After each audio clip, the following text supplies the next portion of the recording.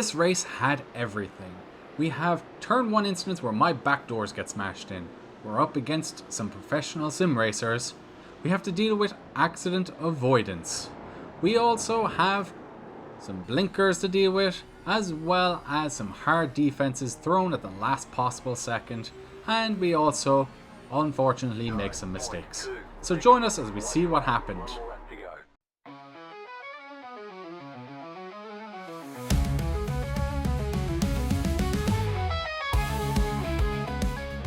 So welcome back, you lovely people, to another video. We're here in the Peak Cup at Spa. We've qualified P10 and strength of field is 3.2k. Light's about to go green any second now, and we're going to launch the car. Looking to the external view, you can see that 2 cars behind got a way better launch than I did, so we've lost 2 places immediately off the start. Coming into turn number 1 with cold tires, I'm taking a little bit easy. Watch the rearview mirror as a car comes up behind us and smashes my back doors in. And now I've damage. He goes on the inside that number 7 Red Bull car, so he's already got past us after smashing into the back of us. So, lost a number of positions off the start, having to deal with damage for the rest of the race after turn number 1. Definitely not the start I wanted, and I was quite frustrated by that. Try not to let that get the better of me for this race. I'm trying right now to calm everything down. I was quite frustrated after that first corner as we pass a car because he got a slowdown, so we're not as badly off as he was with that slowdown. Coming up to this Red Bull car, the one that ran into the back of us, he's going slow as well. So we're coming through this kind of right left, and the Red Bull car now gets a slightly better exit. He's going to send one up the inside, touches us again, another 0x there, and we're having to deal with him as we're coming down to this right-hander. He's on the inside. I have to give him space, which compromises my line through the right-hander, allowing that black and yellow car to come through. I'm watching the purple and black car. I don't want to let him through, coming through no name. So I have to go a little defensive and keep a tighter line. It does compromise my exit a little bit, but I think we have enough momentum to keep the purple and black car behind.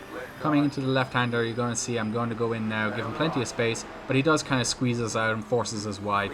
We get another 0x, so we've had a lot of contact, a lot of bumping in the opening lap, and my frustration levels are skyrocketing.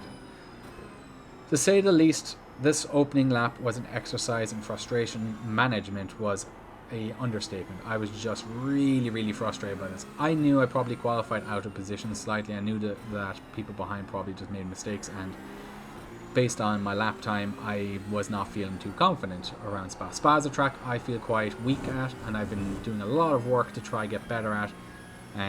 But just something doesn't click with me in Spa for whatever reason. I don't know why. I've used Garage 61 and various other things to try and get faster around here, but just isn't clicking for whatever reason. Anyway, we have to deal with it. This is the cards we're dealt at the start of this race. We're coming up through the kind of old bus stop section, coming onto the start-finish straight with a couple of cars out in front, so we're going to see if we can make the most of it. This purple and black car goes way too deep, allows us to kind of get close on the exit of the last corner down to the start-finish straight up to La Source. So, trying to calm everything down, get into a rhythm, see if we can make some moves. I tried to get a bit of a move done here. I noticed he braked a little bit early, so I kind of went side by side. I wasn't really attempting a move. I was trying to just put him off and see if he would leave the door open. He did, so I tried to move. It didn't really pay off, unfortunately, but if you don't go for something like that and try and put somebody off, it was kind of a let's see what happens kind of move rather than a fully committed move. If it was fully committed, I think I would have got the place, but also I run the risk of if he doesn't see me, we're colliding. So it's kind of one of those things, a balancing act that you have to be careful of. Coming down to Kemmel Straight now, tires were not fully warmed up, so I could not go through Eau Rouge and Raidillon flat out. I had to do a little bit of a lift. You see me coming through here, third gear, just trying to manage the tires, and we're losing a little bit of time to Daniel out in front. Again, right now, just trying to calm everything down, settle into a rhythm. We're in 15th. I'll be not exactly happy with 15th. I would prefer to be top 10. I should be able to get top 10, especially if people make mistakes up in front. But just one of those situations where I have to try and manage my expectations also, because if everyone keeps a clean race, it's going to be very difficult from here on in to get 15th or higher. So we also have a car that's a little bit behind us, Sergey. He's not too far back, so we have to make sure we keep a nice clean race, as well as concentrating on trying to catch the car in front. No mistakes as we get a little bit of oversteer there that we correct, but trying to keep the car nice and neat and tidy. Coming now on towards the bottom section of the track, coming up the hill towards the last section of the track, coming back up towards the start-finish straight. We don't get a great exit there. We're checking our relative, just making sure that the gaps are either staying the same or increasing to the car behind, but it's also increasing to the car in front. Being a bit more committed through this left-hander, just keeping the power down a little bit more, better line this time, coming into the bus stop section, a bunch of cars up in front, so there's potential here. Even if we're not the fastest and we can't quite catch the purple and black car, we're hoping that together the purple and black car and myself can catch the groups in front. Lots and lots of cars out in front, lots of potential for mistakes, lots of potential to gain places. We do 2:23, not a great lap time. I think that turn one half-assed overtake compromised that lap time, so we're definitely slow right now, and I know it. So I need to push very, very hard right now. I'm going to commit to going full throttle here, which I backed out of it. I kind of chickened out. I was still afraid, and as you can see, I still got to slow down. Right now, the frustration levels are spiking again, and I'm trying to manage that and get back into a rhythm. These opening laps are very, very frustrating. You can see there's a purple car out in front. He has a slowdown. He's going side by side with the purple and black car. I haven't really committed to trying to lose this slowdown, but I know coming through these corners, I am slow, and it's going to naturally kind of dwindle down to zero, and I'm managing it and trying to be a bit slower in the corners rather than on the straights to try and lose it. Two purple cars collide out in front. The purple and black car really slams on the brakes and gets a lock-up. So their squabbling has now brought us back into it. We've cleared the slowdown, so now we can see if we can go on the aggressive side of things rather than being kind of in no man's land like we were for half a lap or so. Watching the cars out in front, they're taking a slightly different line than we were. We were a bit more confident on the tyres at this stage in the race than I was. Running a little wide, they're going to get a couple of off tracks here and there. I also have to be very careful at this stage in the race because I have about, I'm not sure exactly how many incident points, but they were starting to rack up here. There was the 4X at the start, and then you got the 1X coming up, Eau Rouge and Raidillon just there. So we're already packing on some incident points, and now I have to be careful. I don't want to lose a ton of safety rating in this one, as well as I obviously don't want to lose a ton of I rating, but it's a balancing act. I want to try and go double green if possible, but it's not looking like it's going to go double green today. Two cars are in front. Possibility of an accident here as they're thinking about going side by side through this fast left-hander. I get a nice run through here as they compromise their entry. They were squabbling over that kind of same spot on the track, and it kind of compromised both of them. Coming into the bus stop, there's a spinner up in front.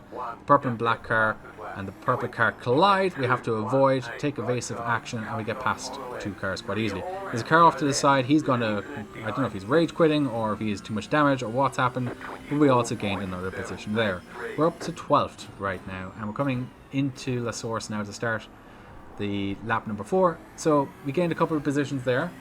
P10 is, a top 10 is still potentially on, and that's why I was saying earlier on where you have to hope that there's accidents and incidents, and there nearly always is in every race, regardless of the series and regardless of the strength of field. Somebody is going to make a mistake. Somebody's going to get too aggressive. Somebody's going to spin. Something's going to happen. So there's always potential to go up the order, and you should never quit or you should never give up.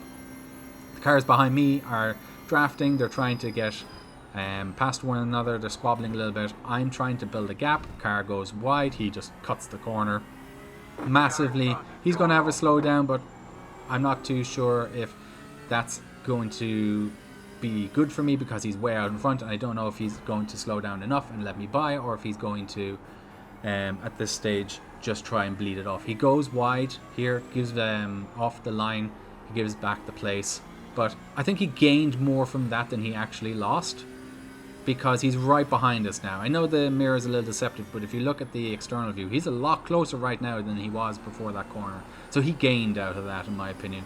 I know I also had to slow down to avoid him going off the racing line when he was serving his slowdown, so that compromised me a little bit as well.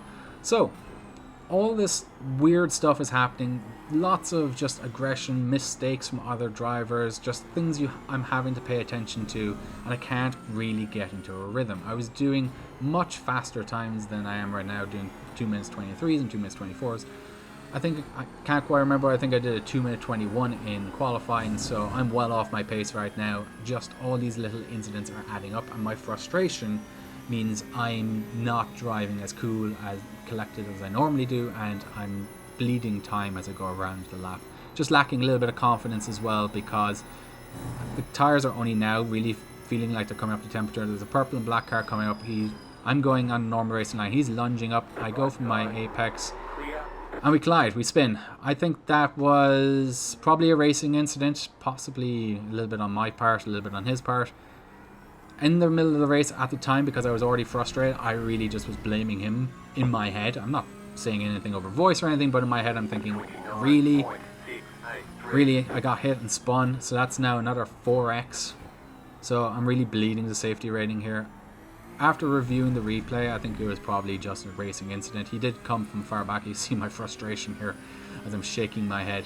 But I think he just came from quite far back. He was better under the brakes, and I kind of cut across in front of him. And I was just trying to take the line, be aggressive, and cut off any avenue for an overtake. Because if I pulled out there, he was definitely going to go through. In hindsight, I probably should have given him more room and been thinking, okay, it's a right left, and just concentrate on the left and the exit down to the source, and we wouldn't have collided. Ultimately, it cost both of us, so I think it was a racing incident at the end of the day after I reviewed it. In the middle of the race, I didn't think like that, and that just piled on more frustration.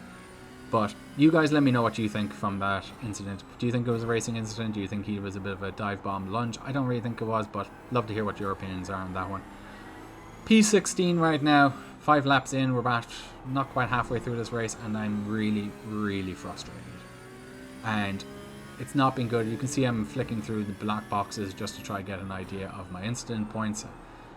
And I'm just feeling really frustrated and really demotivated right now. This was really frustrating for me, a really frustrating opening 5 laps, and I didn't handle it very well. I needed to take a kind of a page out of my notebook when I was saying about how to deal with stress, and I should have taken a few deep breaths on the straight, get into a rhythm, concentrate on my braking point, and just be more aware of what other people are doing around me, and just kind of driving better and just making sure that I wasn't getting frustrated. I should have lowered my expectations. I think once I qualified P10, I was thinking to myself, oh, we have a really good opportunity to finish in the top 10 here, especially if people make mistakes. And seeing myself down in P16 was frustrating, and I think it got the better of me.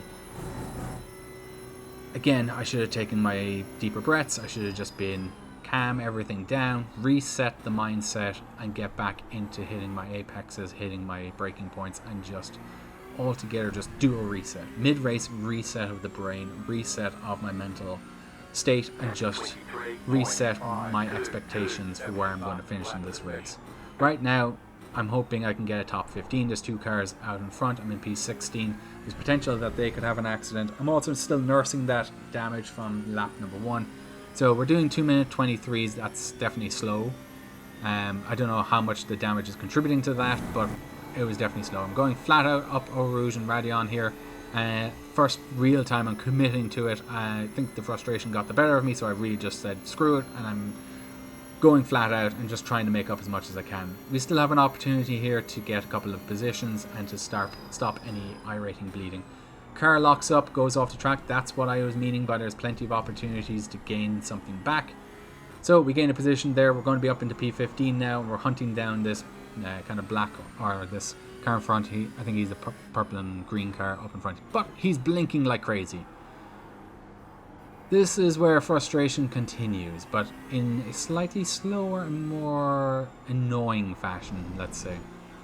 He was blinking a little bit. I was hoping that if I did catch up to Sergey, that it wasn't going to continue to be blinking and it could get sorted out. And if it got any worse, that the new iRacing kind of system would kick in and put him into the pit lane to sort out his connection. Not sure exactly if he was getting any warnings of connection issues, but I was seeing plenty of blinking back there, and it's going to continue. But we're going to catch up to him slowly but surely as we come around towards the end of lap number 6. Going to come up the hill now and get a better run out of this right-hander up the hill. You can see he missed the apex a little bit and ran a little bit wide. So that's our cue as we're watching him now to see that we can possibly put him under pressure. Catch a bit of a slide there as we went over the curbs a bit too aggressively. Leader just did a 2:20.4, and then that gets beat by car in P2 who did a 2:20.1. Committing to this left-hander, trying to be as aggressive and as fast as possible. The car blinks and disappears again, and he's back again. So we have to deal with that. A couple of cars out in front of him also that we could potentially catch up to, so there's plenty of time to catch up to a few cars. But halfway through this race now, as we're coming up to finish lap number 6.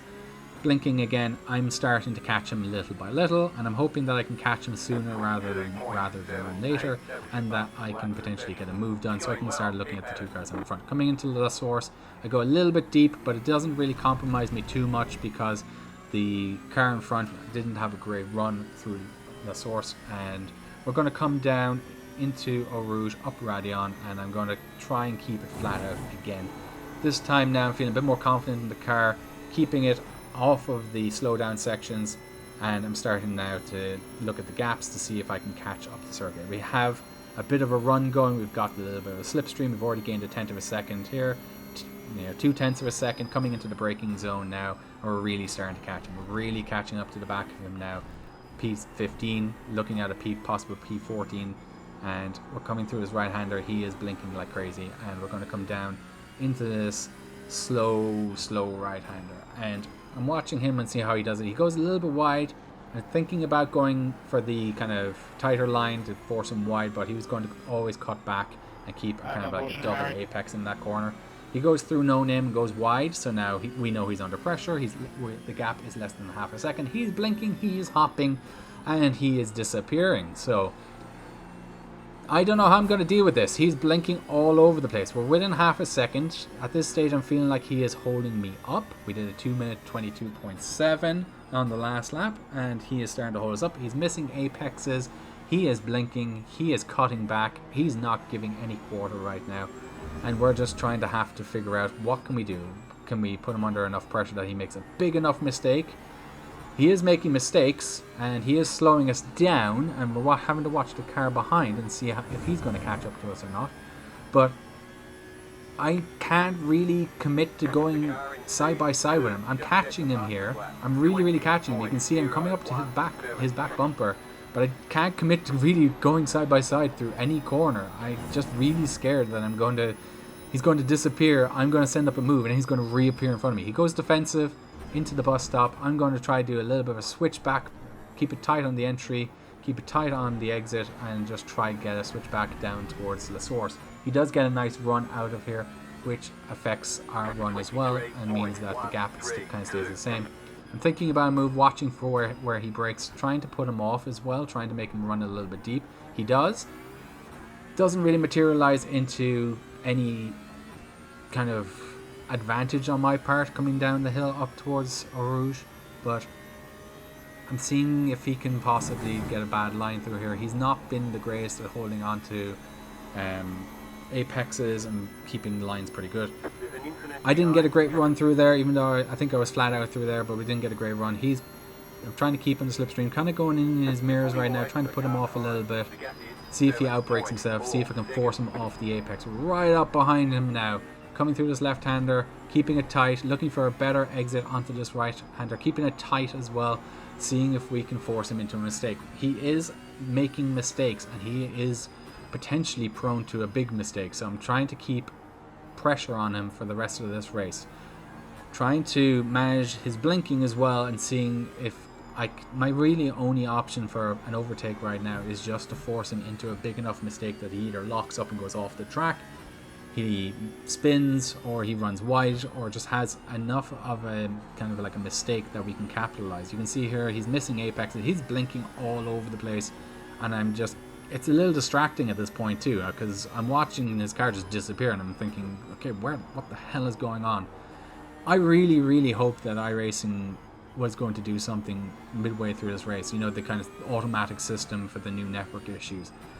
I don't know how it didn't. He's blinking like crazy. It's almost like every second corner he just disappears.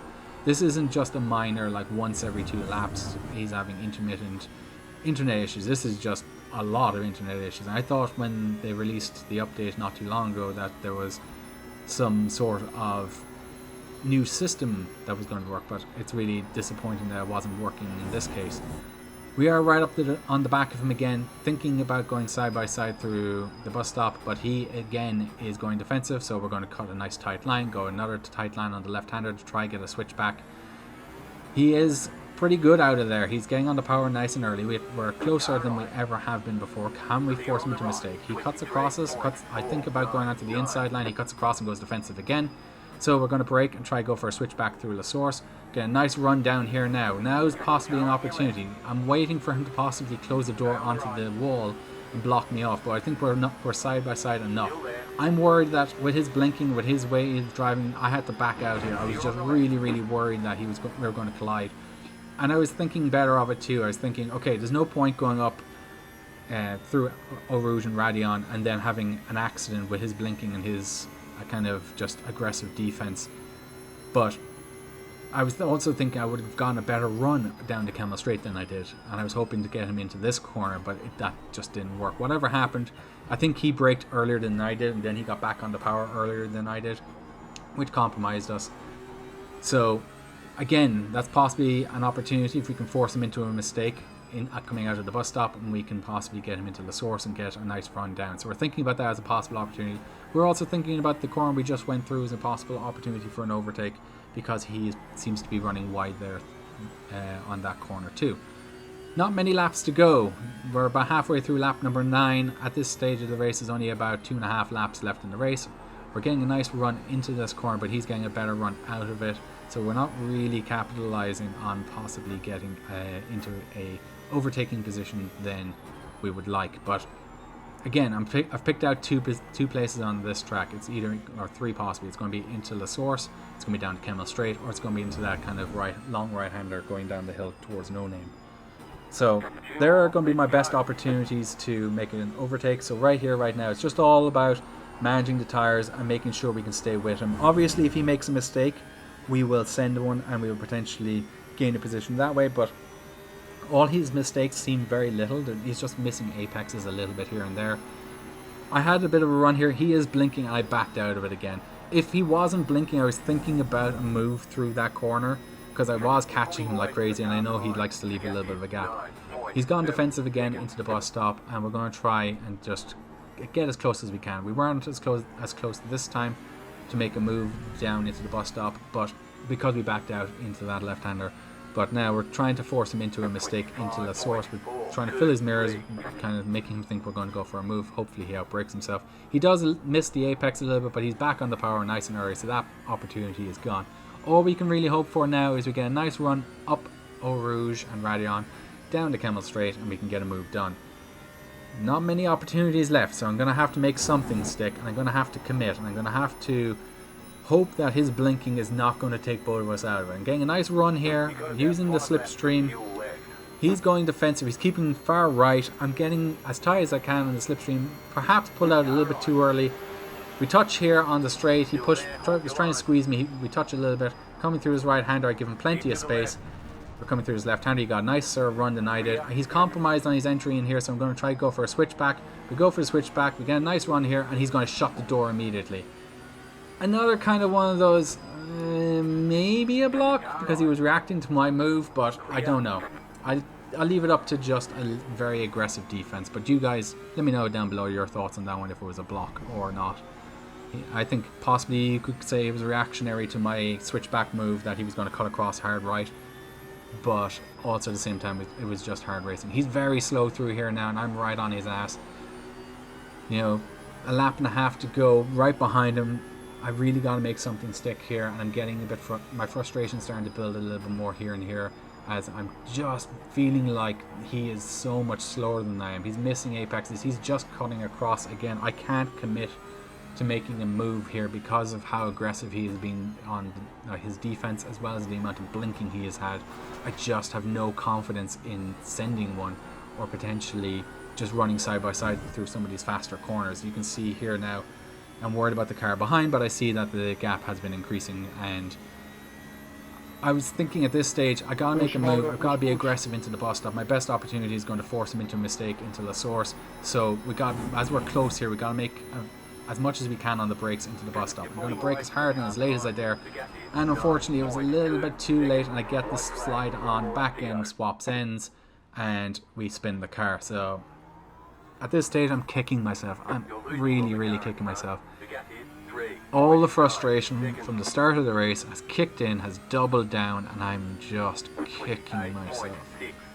I'm still in P15. I haven't lost a position to the car behind. You know, 1 lap to go. It does not look like we're going to do any better than P15. And all the frustration and all the stress and everything is just washing over me, and I'm just feeling so fed up. This race took a toll on my mental side of racing. It just really hit me hard. I was planning to do a couple of races after this one, and I was thinking possibly doing an ARCA race and maybe doing some other kind of practice laps and stuff in the Ferrari, and I had to, after this race, I just had to put everything down and go take a nice shower and get ready for bed early. I was just so frustrated. I wasn't even angry, I was just frustrated. Between all the incidents at the start, gaining tons of incident points, the spin at the end after being frustratedly kind of held up by Sergey. You know, he did a good job of defending, and he was quite aggressive. But the blinking was the biggest thing that was frustrating me. It's just it meant it was really, really difficult for me to commit to a move or go side by side in confidence that we were not going to touch, especially when he was doing some last minute defense moves. So I couldn't really commit to anything, and I felt really frustrated by that. So just trying to bring the car home now. It wasn't a great race. I really could have done a lot better, and I'm looking at a massive safety rating drop here because of all those incidents. I think I'm up to like 12 at this stage. I think I had 2 4Xs from contact, a spin, and 2 off tracks. So they all rack up pretty quickly, and it's going to be a safety rating loss. I don't know at this stage if it's going to be an I rating loss. I'm assuming it is, considering it's 15 out of like 22. But considering the strength of field, I don't know. But so we're going to have to wait for the results to see how that one pans out. Coming to the bus stop for the final time, I had caught back up a little bit to Sergey. I was catching him bit by bit, considering we spun. But we're going to cross the line to finish this one in a lonely P15. So, to the results. It's a red and a green. It's a red on safety rating where we lose 0.27 safety rating. Ouch. Miraculously, we gain I rating. I have no idea how I gained I rating finishing P15, but we think we attribute that to the strength of field being close to 3.2k. Matt, the professional sim racer, went on to win the race, but only by 0.3 of a second. Hugo kept him honest, which is pretty good.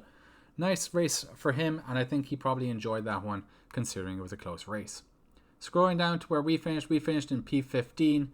We qualified in P10, but our fastest lap in the race was a 2-minute 22.78, at least a second slower than what we should be racing at. Unfortunately, that results in safety rating loss, but we gained a little bit of I rating. So that's race number 1 this week. Didn't go as according to plan, but we live and we learn.